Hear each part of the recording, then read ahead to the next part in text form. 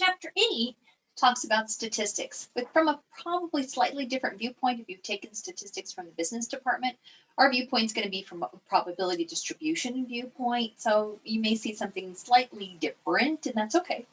So section 8.1 starts off with the distributions of random variables. This is our part 1.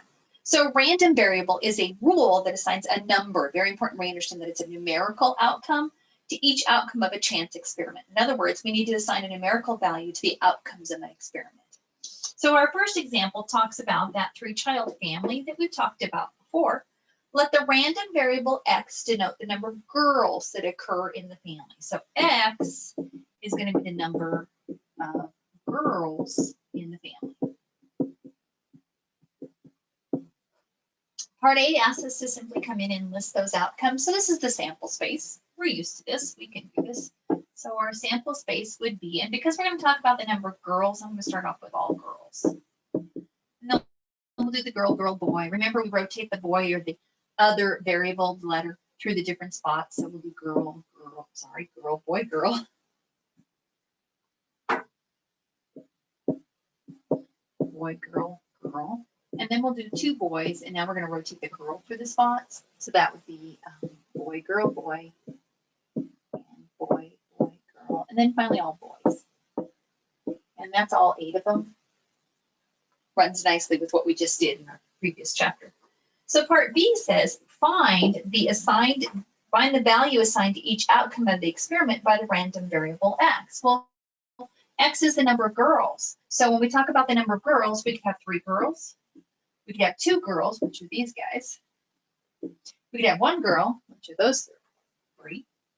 Or we could have no girls. So in terms of x, if we count the number of girls, we've got 0 as a possibility, 1, 2, or 3. So what we've done is assigned a numerical value to our probability outcomes in order to be able to do this distribution of random variables. So then part C is asking us to find a probability distribution. So we're going to have x as our first row, and we know that x can take all the different values. I'll do them in numerical order. So 0, 1, 2, or 3. And then the second row on our distribution table is going to be the probability. And what your textbook does is it writes this as the probability that x is equal to each of the individual outcomes. So now we're going to find the probability. In order to have no girls, that would be the all boys. That was one of those out of the 8. 1 girl, that was these 3. So that would be 3 out of 8. 2 girls is this set of 3 out of 8. And finally, 3 girls is 1 out of 8. It is a probability distribution. So we know that the sum of the probabilities is going to give us 1 again. So our random variables can be defined into 3 different categories. The first category is a finite discrete, which this is an example of. The variables assume only finitely many values. So 0, 1, 2, 3 is a finite number. In other words, the number of values that it assumes ends. You can also have an infinite discrete, so it takes on infinitely many values. The number of times you can toss a coin until you get ahead. So you might just toss it once, or you might have to toss it 20 times before you get ahead. So it can take on a range of values, and we don't know where it ends. And then you can have a continuous variable. The variable assumes an interval of real numbers. So the number of hours that you might spend for a 220 exam would be a continuous. So it might be that you spend 1, but somebody else spends 1.5, or somebody else spends 2.35 or something like that. So it takes on those decimals or fractional values in between in terms of this. For our course, we'll deal with the random variables that are finite and discrete. So don't forget our probability rules. We also know that the distribution of random variables is between basically 0 and 1. So each of these values for our probabilities is between 0 or 1 inclusive. We also know that the sum of the probabilities is equal to 1. Our next example gives us distribution table and then asks us to find some probabilities based on that table. This example is illustrating the difference between the greater than, or equal to, those kinds of things. So in this case, our random variable x takes on the numerical values of -10, -5, 0, 5, 10, 15, and 20. And then in terms of the probability, the values take on. And again, I'll use a Roman numeral X to indicate an uppercase X versus a lowercase x. So the probabilities are 0.20, 0.15,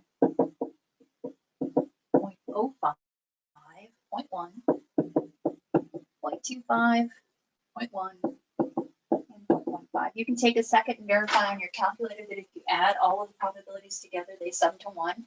You'll notice that each one of them is individually between 0 and 1. The problem is asking us to find each of the following.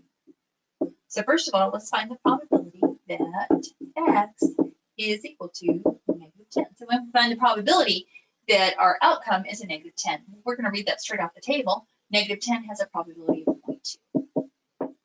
Notice the notation that the textbook is using along with the author. Part B on that problem says, let's find the probability that our random variable is greater than or equal to 5. So greater than or equal to 5 means you start at 5 and add everything larger than that. So for this example, we'll start at 5. That's the 0.1. And we're going to add everything larger than that for our outcomes. So that would be the 0.1 plus 0.25 plus the 0.1 plus the 0.15. If you add all of those together, you're going to get 0.6. Part C says, what's the probability that your random variable is between -5 and +5? Inclusive with equal to's on both of those. So we're going to add everything between -5 and +5. So we'll add the 0.15, and we'll add the 0.05, and finally the 0.1. And when you add those together, you're going to get 0.3. This problem is designed to make sure you understand the notation. Part D on that one says the probability that x is less than or equal to 20. So 20 is just this one. This is asking us for everything less than 20, everything less than 20. Well, I could add all of these individually together, or I can do 1 minus the probability that x is 20, which is going to be a lot quicker. So we'll do 1 minus the 0.15, which gives us 0.85. So notice the complement still works.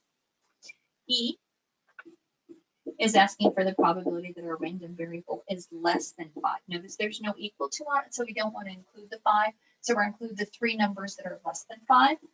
So that would be the 0.20, the 0.15, and the 0.05, which is going to give us 0.4.